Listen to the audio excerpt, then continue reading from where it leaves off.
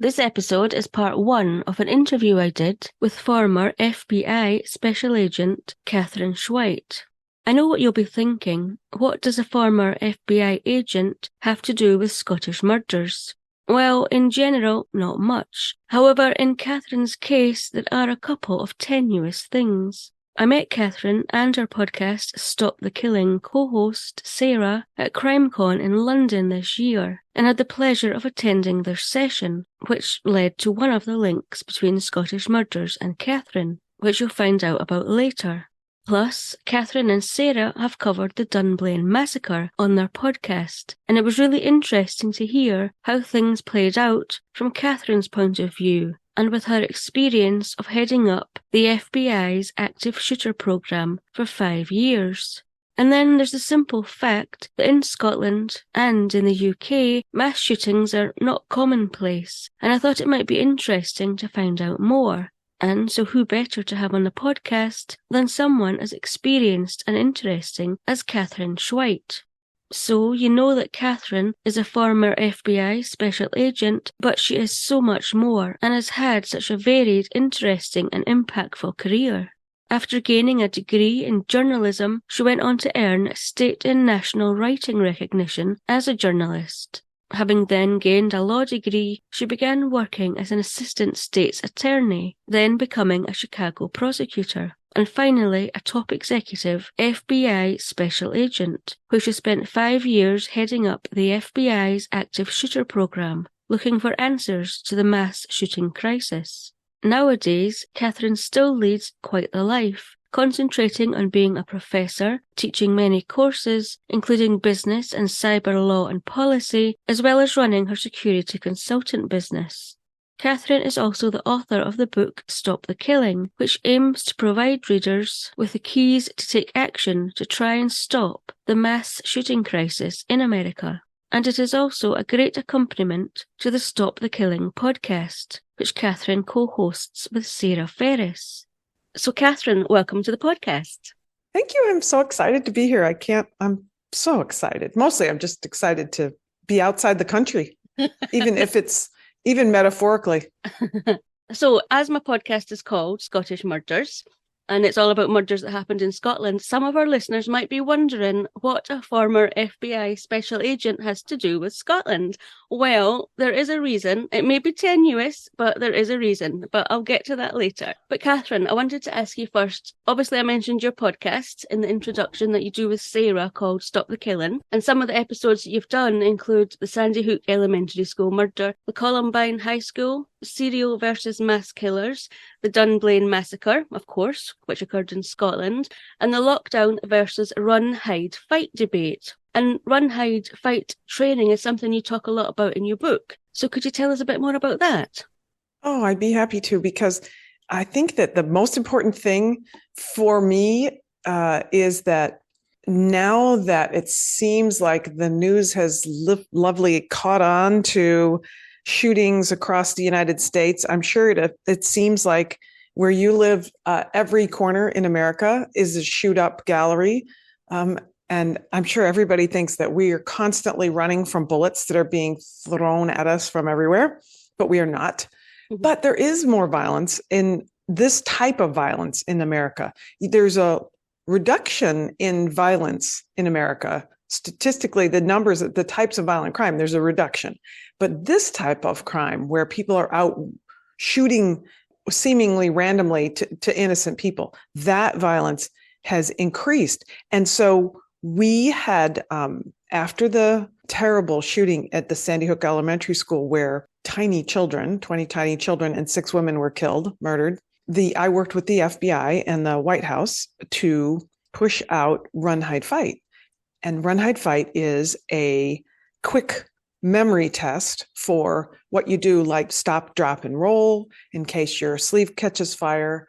And Run, Hide, Fight is designed to click into your brain right away that the first thing you should do is flee the area if you can. Don't freeze. Don't lay on the floor. Don't lay on the floor ever, because bullets skid across the floor. They'll hit you from a lot further away. Once they get to the floor, they just keep skidding across the floor until they find something to lodge into. And unfortunately, sometimes it's feet. I was surprised to read that in your book, and when I was reading it, I thought, oh, that's just the sort of thing I would do, just lunge onto the floor. And when I read that, I was like, God, must remember, never do that. It's everybody flinches, right? It's okay to flinch, but then get your feet moving. And that's what run, hide, fight is. Get your feet moving if you can.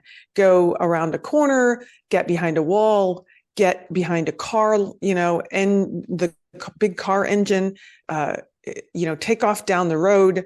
People always say, well, should we zigzag while we're running? No, just go. No zigzagging needed. And so that's the most important thing. Run if you can.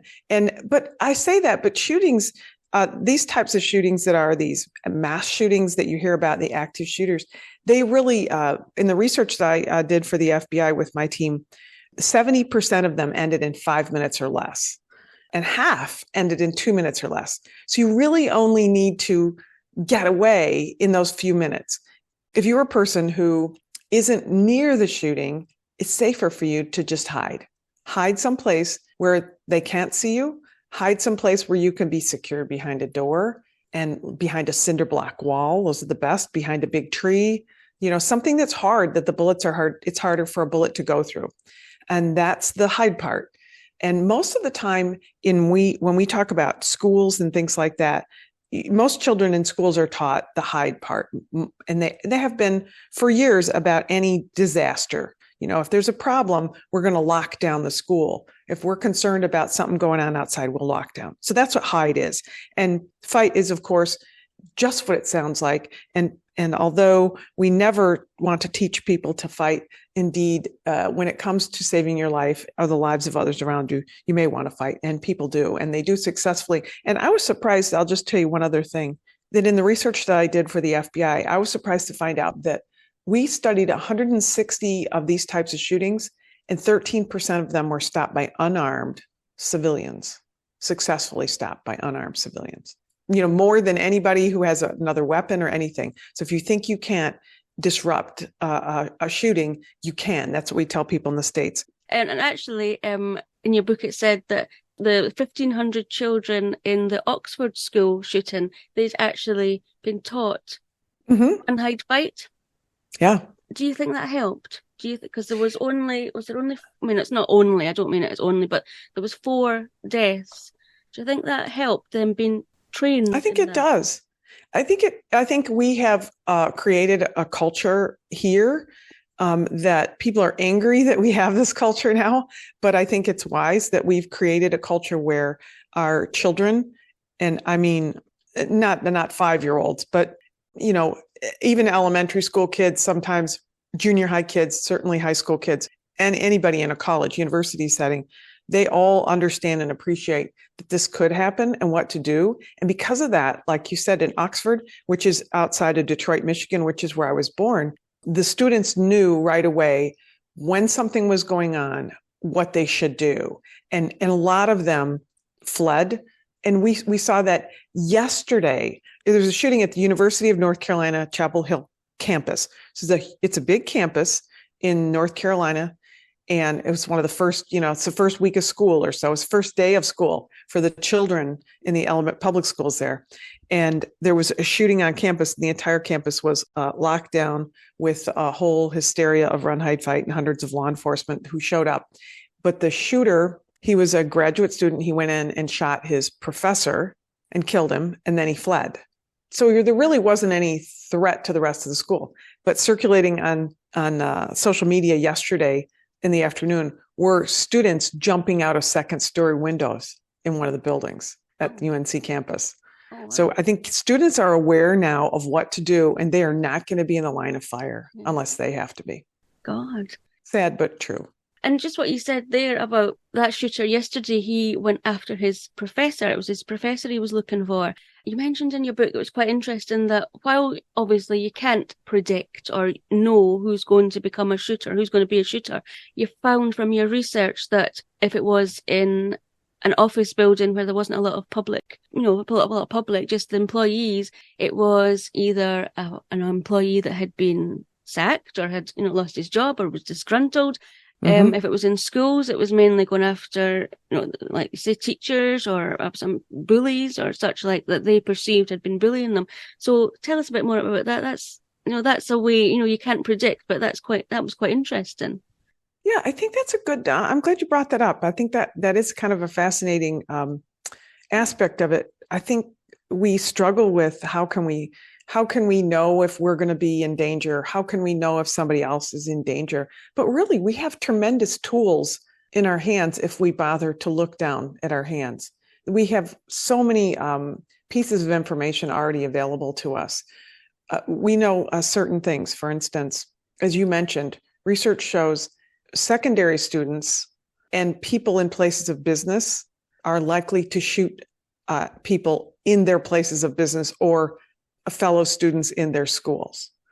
So we know that it's not a question of putting big metal detectors up to prevent people from coming into the building or to check people before they come in so much as it is how we treat each other and how we make sure that we're aware of the stresses that everybody is under.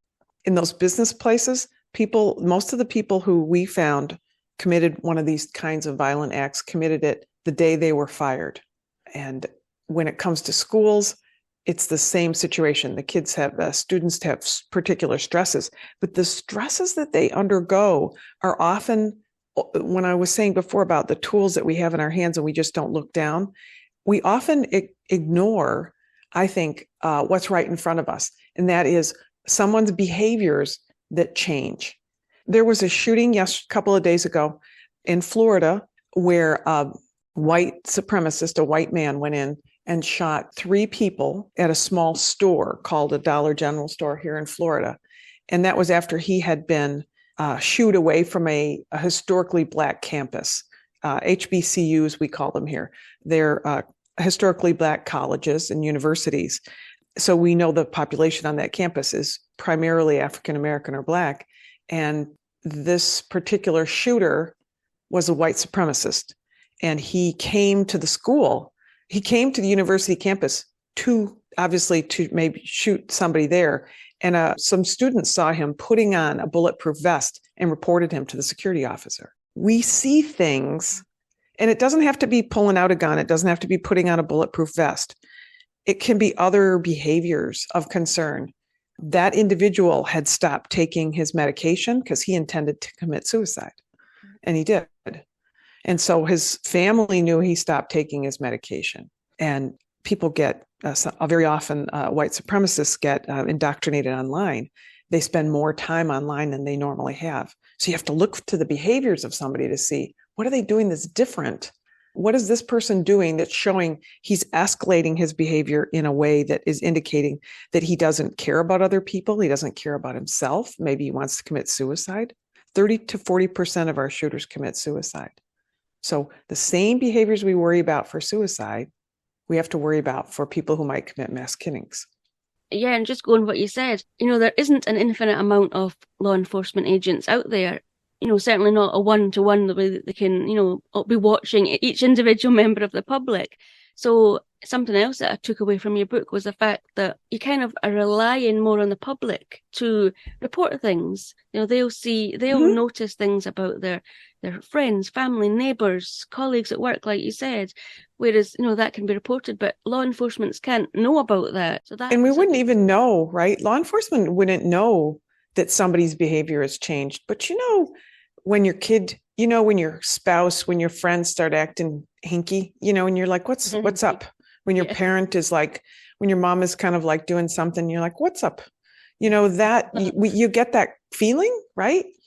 I have 2 kids, they're all grown up, but I have 2 kids. When they were growing up, you just like look at them and something's up, what's up? And, law enforcement, they can't know that. And our research showed law enforcement may have information 25% of the time on one of these shooters, but friends and family and teachers more than 75% of the time. They've seen changes that they can identify, that they've noted, that they've talked to people about. And when it comes to a student, even more. When it comes to a student, the shooters leak what we call leak, right? They say something to people. It might be obvious things like, don't come to school on Monday. And it might be, I'm so mad, this teacher's going to I'm going to get even with this teacher. I'm never going to deal with this school again. And no one else is ever going to deal with this office again. Or that boss has made his last decision about my career. Those kinds of statements, that's called leakage. And that leakage, although it can be written too, like you see on social media, that leakage is in school children detected 92% of the time and not reported. That's crazy. That is crazy.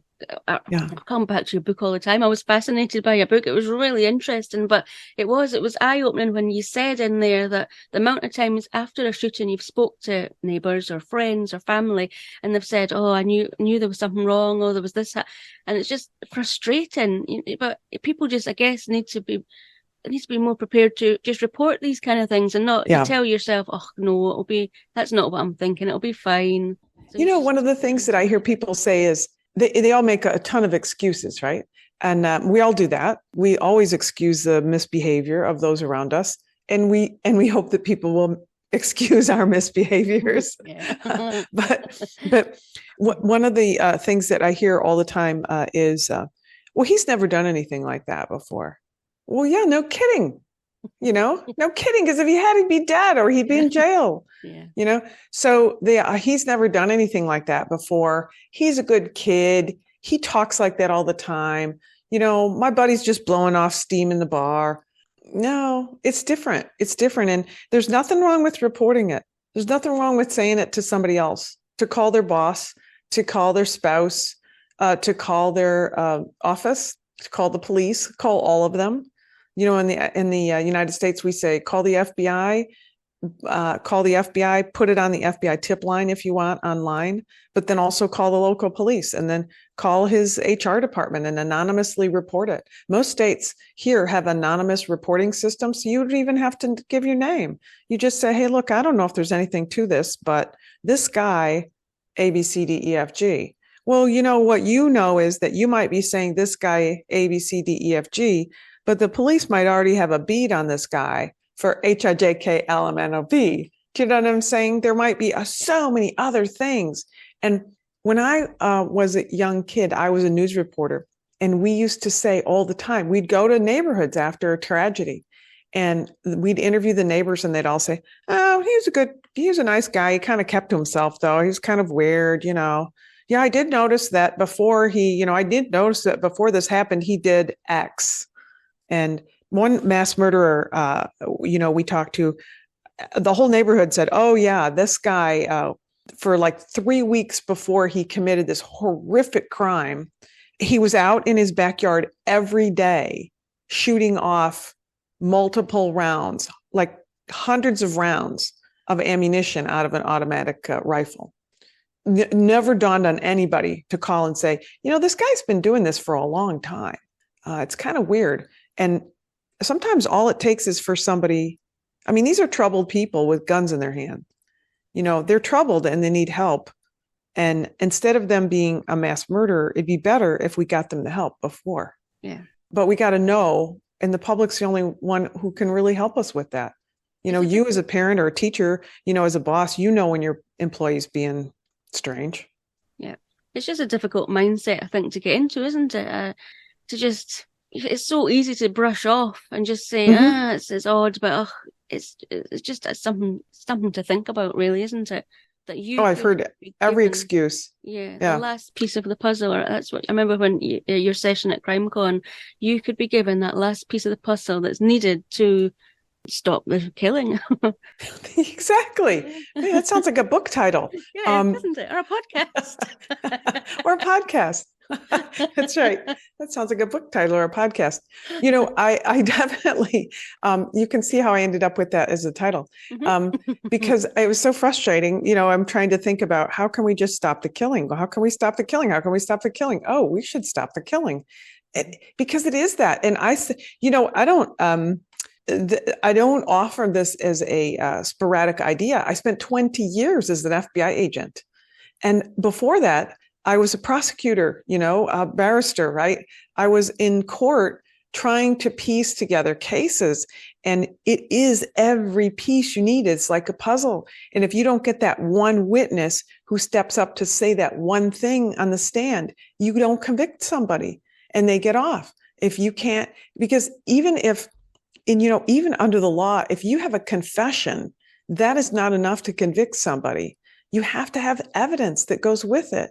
You have to have some pieces that can be put together so that even if somebody confesses and, even a confession could be given under duress or, what the courts need to be sure. And we want we want to be sure that we're convicting somebody of a crime faithfully and honestly.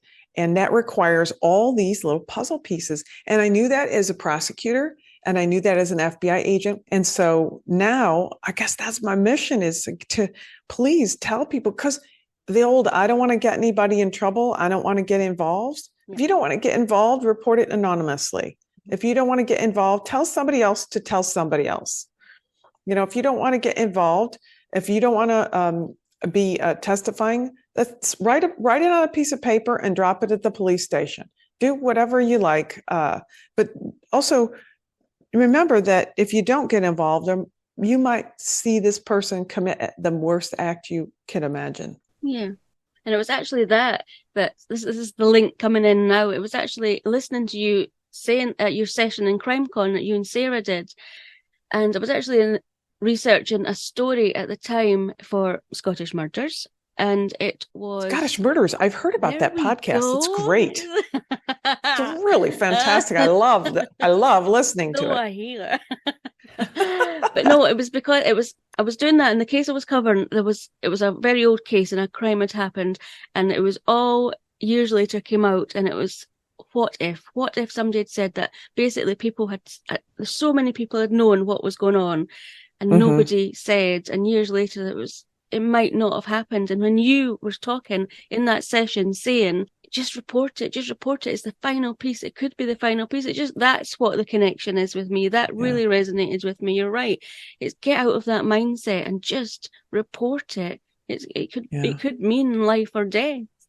Yeah. Sometimes people are afraid to say something because they say, I don't want to get somebody in trouble. But you don't get somebody in trouble. If they didn't do it, you can get them in trouble for it. But somebody may be troubled, right? If you report somebody who seems like they're suicidal, if you do something about somebody who might be suicidal, haven't we been trained as a culture to know that we should help somebody who's under stress and might want to commit suicide? If that's the same kind of thing. Would you be getting somebody in trouble by saying, I think this guy is like suicidal. He's talking about killing himself. And you go to school with that child, and that child talks to you about that. You would feel bad you'd think, oh, I'm snitching on my friend Joe, but you're not really snitching on your friend Joe. And you realize, oh, I should say something because otherwise Joe won't be my friend anymore. He'll be gone. It's the same thing. It's the same thing. You're saving lives. So many of these people do intend to commit suicide. And also they're so in need of help, especially people who are ideologues, and they're lost. And ideologues meaning like somebody who's a white supremacist, or, they're falling down some rabbit hole, and they're in like Alice in Wonderland rabbit hole, but it's a bad hole. And you can help them out. Like, why wouldn't you want to help out your friends or your family or your neighbors or people you work with? That's what I see it as. At CrimeCon, now we're talking about it, in the session that you did, you mentioned something. It was just talking about where we can report anything that we find unusual or strange that we want to report to the police. And somebody in the audience said she finds that the police over here, not just over here, but sometimes when she maybe reported something, she's made to feel like she's just a nuisance and they're not interested. And you said, phone the FBI. Do you remember? Is that something we can do? It is really true, right? Is it? Yeah. I mean, the FBI is national, right? And the FBI is national, so international. I mean, they're here in the United States, but they have a website, right, that you can pick up anywhere, FBItips.gov or whatever it is. I mean, you look up FBI tips and it comes right up. It's the first thing that shows up. If they get information, they'll share it. Yeah. I think if you want to unburden yourself and get something off your shoulders, And you just feel like you're not do being it. taken seriously. That was, and Right. that really hit home because, again, for the episode I was researching, Mm-hmm. and if people aren't taking you seriously, the police are not taking you. What do you do? Where'd you go? And you Yeah. said that, and it was just like, bam, phone the Yeah. FBI. And, Touch it doesn't hurt. You can, you can call Scotland Yard the same way, they have a tip line, but, you don't have to report linearly. That's the other thing is that, just because you told the principal at the school or because you told the boss at work, it doesn't mean you can't tell, maybe the pastor at church or, the parents or the boss or the human resources department where they to handle employees, or if you don't like what the magistrate says, you ask somebody, talk to a local barrister, talk to a local attorney, so tell a bunch of people if you need to, just and get then it out it's there. not on your shoulders. Yeah. That was good when you said that. It was just unburden yourself. Do it. You might never find out. You might never know what happens, what came of it, but just Right. unburden yourself. So that was really And useful. and you know what? If nothing comes of it, isn't that wonderful? Yeah, exactly. But If nothing happens, that's fantastic. And have you ever received a tip, anonymous or otherwise, that has led to you stopping a shooting skip or helping somebody before they've got to that stage? And if so, what is the process? I mean, you're saying, we don't want to be telling tales or, getting them into Right. trouble. What happens? What's the process after we give you the tip? Well, I mean, obviously, I can't talk about particulars, but certainly I have been involved where, as an FBI agent, you get a phone call about things, and then time is of the essence. I think that's the first thing is, if you're talking about historical things, as sometimes occurs on your podcast, even then people may say, oh, I remember that, and this was going on at that time, and I saw such and such. I never told anybody about it. Yeah. My attitude is, you could tell them now, 10 years for something that happened 10 years ago. If you think there's something now, get it out of your head and report it. But if it's something that is happening in front of you, time is of the essence. Situations where, and I think this is probably the most important thing for me, for people to remember, is that you're talking about saving lives. It is not, it is not an inexpensive purchase that you're making. So if you can, sometimes I talk to people and they'll say, well, I heard this on Friday, but I thought I would see how it went over the weekend. And then I thought I would call on Monday. Well, most school shootings in the United States happen on Monday. So that's because, people, I think high school kids, middle school kids, they have they cook a little bit over the weekend. They're frustrated. They're going to go back to school, whether those frustrations are from home or their school. That change in environment sometimes prompts that occurring on Monday. If you find out on something on Friday, we want their parents or the police or the school officials to be knocking on the door and lowering the temperature of things on Saturday or Friday night, because that gives them the time to work through whatever their issues are and find some alternate situations for the student, for instance, or an employee. An employer doesn't get a promotion on Friday. They are very angry. They have all weekend to stew over it. They come to work on Monday. So time is the first thing. If you know something, just report it. Get it off of your shoulders. I have listened to recordings of people leaving tips who say, I want to provide this information. I do not want it on my shoulders. If something horrible happens, I don't want this on my shoulders. And sometimes even that tip doesn't prevent the action from happening. And I've heard those cases too, and it just crushes me to hear that. But at least that person isn't carrying that burden.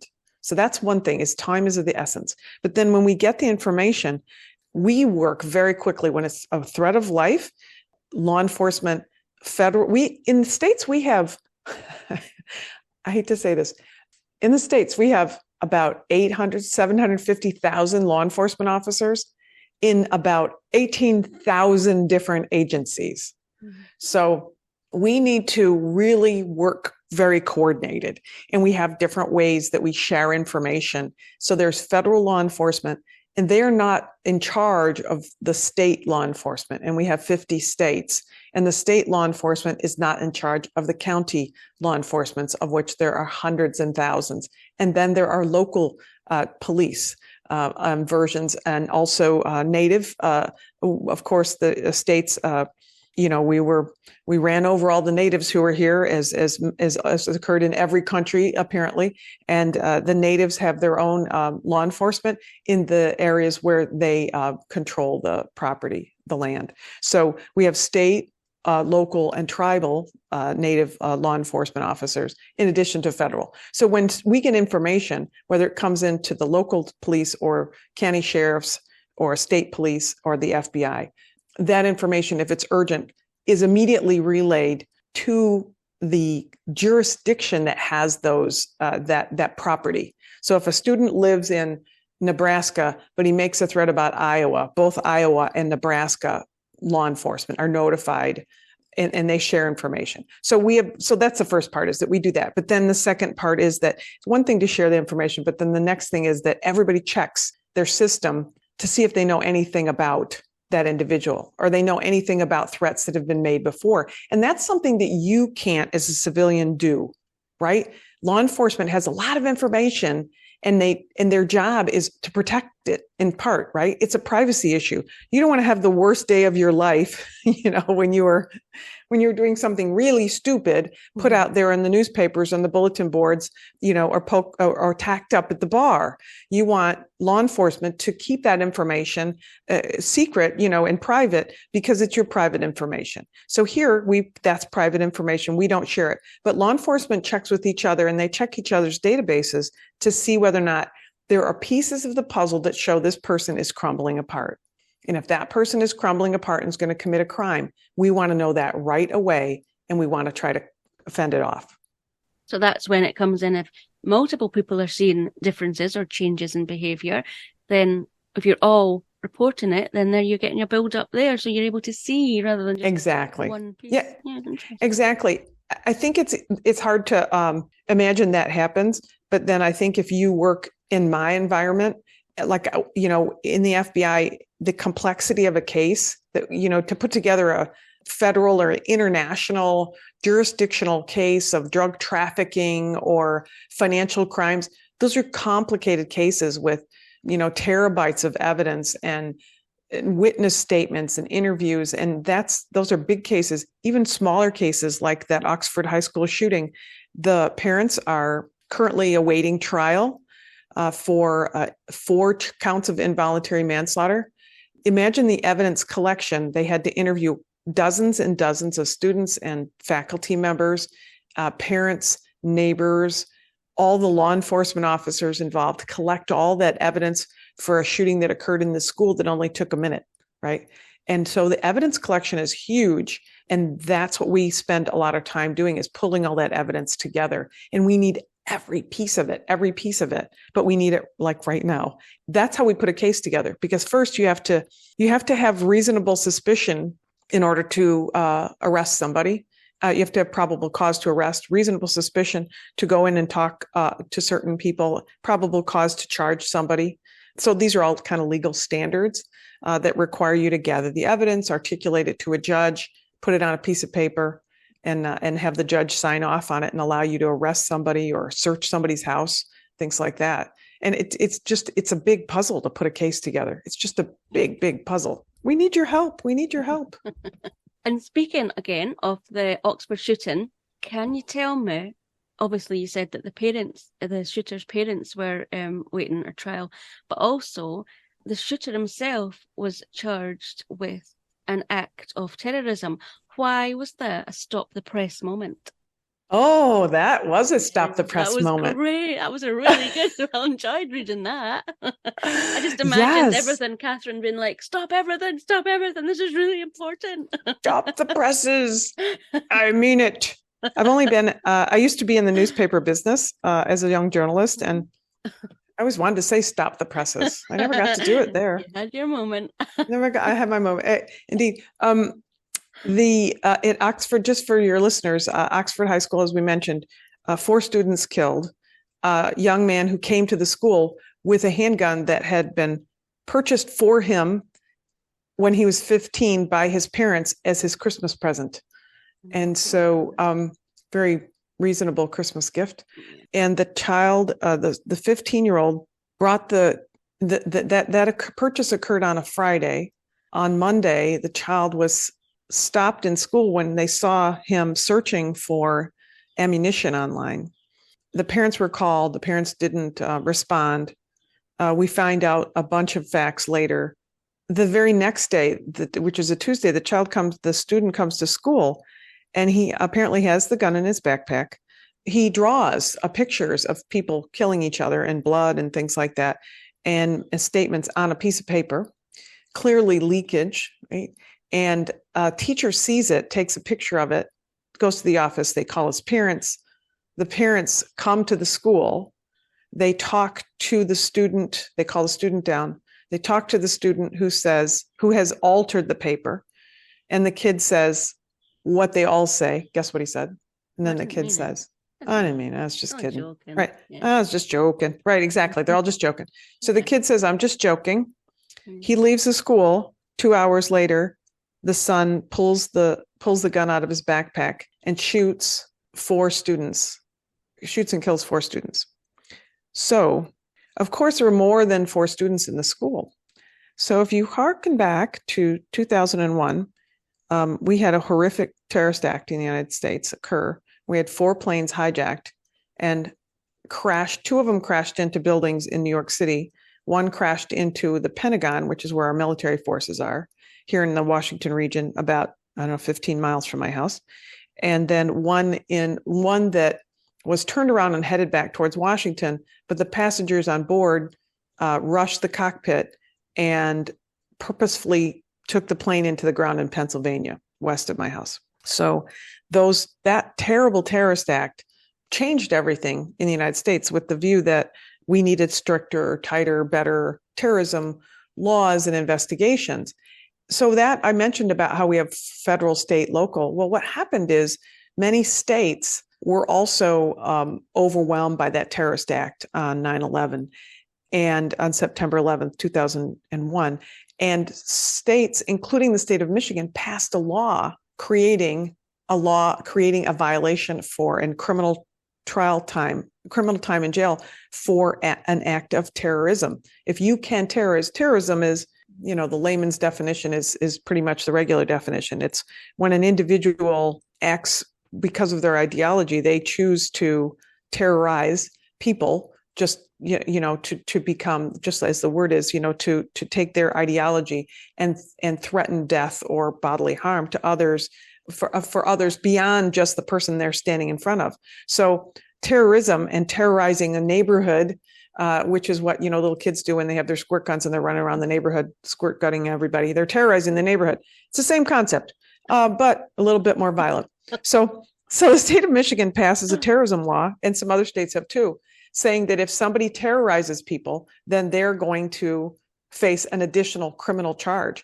So the shooter in this case in Oxford, Michigan, was charged and in fact pled guilty to terrorism, which is the first time it's ever happened in the United States for a mass shooting where somebody is convicted of terrorizing the people who were not injured or killed by bullets. In all past cases, it was only casualties that were involved and counted as the victims. That's a big statement, right enough, wasn't it? It's huge. It's just huge because we've never had a situation before. And here's where, as a prosecutor, I used to be a prosecutor. Here's where it matters to me as a prosecutor.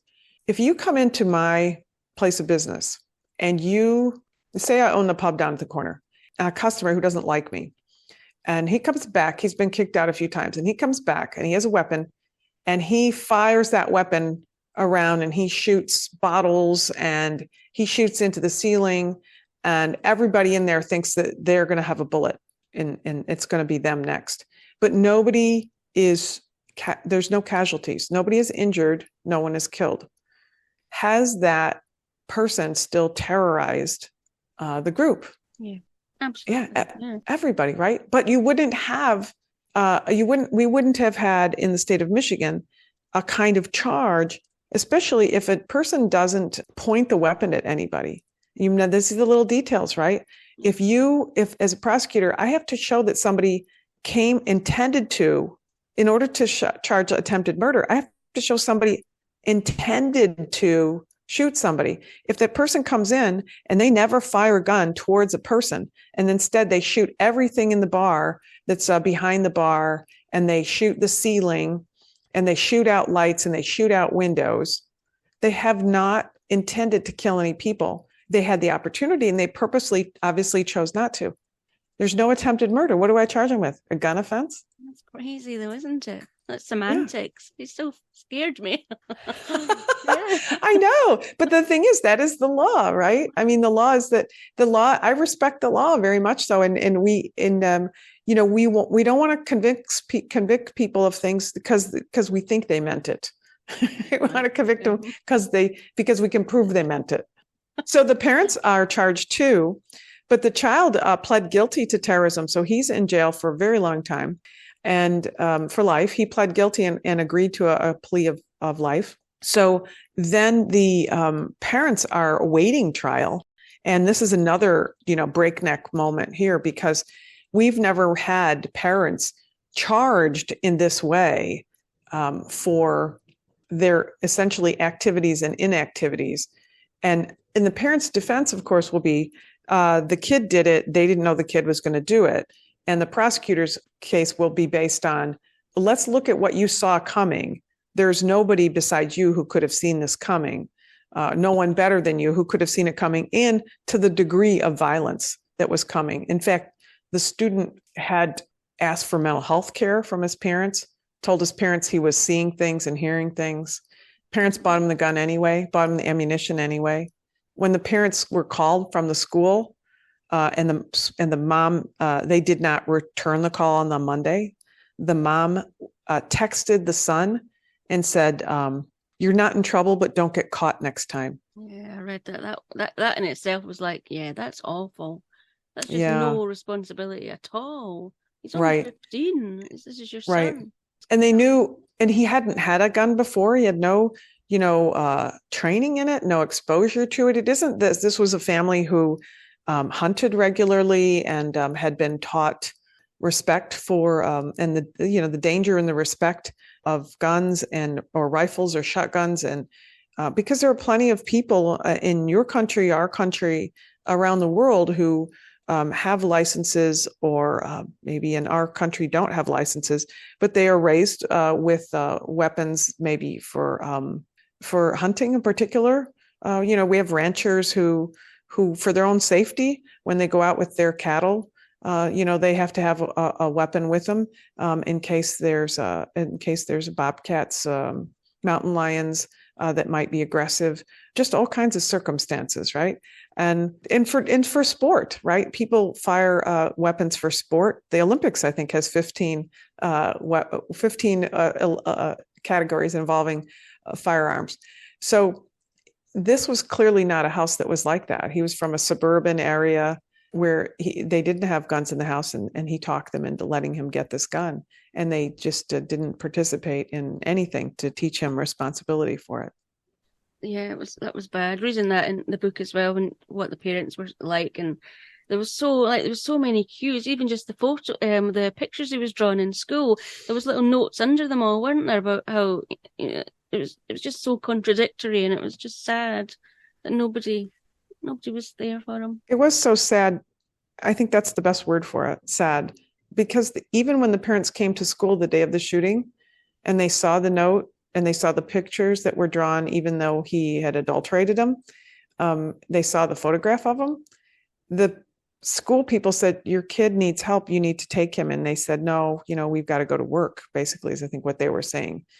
And whatever their circumstances were, there was that last chance. Even up to that moment, the school didn't have any information indicating that he owned a gun, but the parents did. Nobody asked to search his backpack. Why would they think so, though, not knowing that he had any reason to have a gun? They didn't know. They wouldn't know to search his backpack, would they?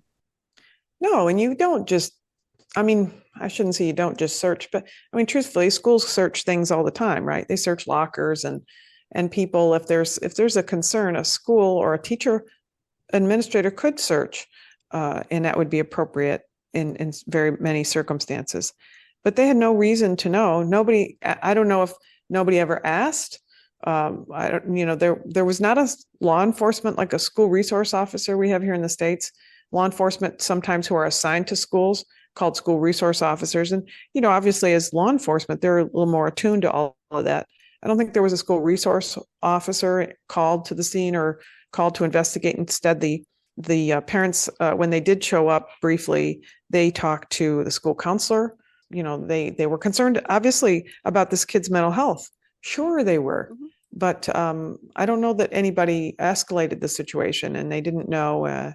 And I think that's one of the lessons that the school learned is that, you may think you have a handle on the picture, and it isn't like the counselor, did anything wrong, but maybe the counselor could have gotten other people involved, and that would have provided him or her more moral support, maybe to have the child removed from the school or to ask them, to ask them about weapons.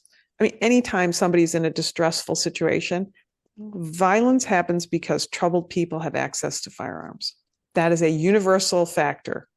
So if you are around troubled people, you should be asking, does this person have access to a firearm? For hunting or sport or otherwise, does this person have access to a firearm? It's crazy that you'd have to think. I mean, coming from the UK, it's just somebody's behaving a bit strangely. It's not something that your mind obviously goes to. Oh, have they got firearms? Have they got access to? It must be strange that that's where your mind has to go if they're acting a little bit odd. It's like, oh.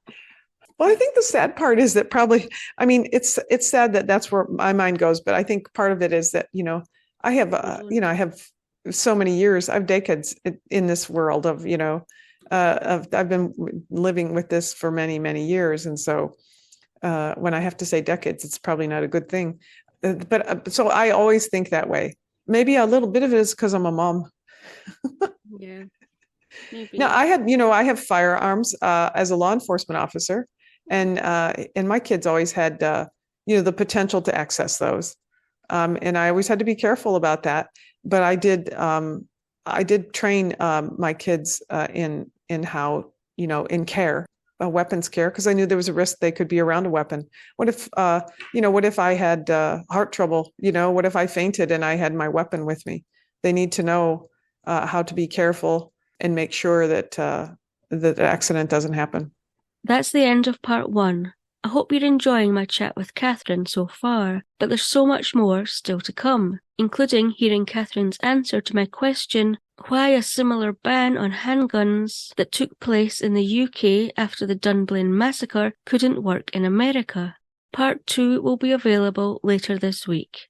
On a side note, Naomi Channel, the host of the podcast Real, and I will be recording our episode about the case of Luke Mitchell and Jodie Jones in a couple of weeks' time. So if you have any questions for Naomi or anything you'd like further clarification on after listening to Naomi's episodes called Through the Wall about the murder of Jodie and Luke's conviction for her murder, then please contact me on socials or email me at contact@scottishmurders.com. I hope you enjoy part 2 of my chat with Katherine Schweit.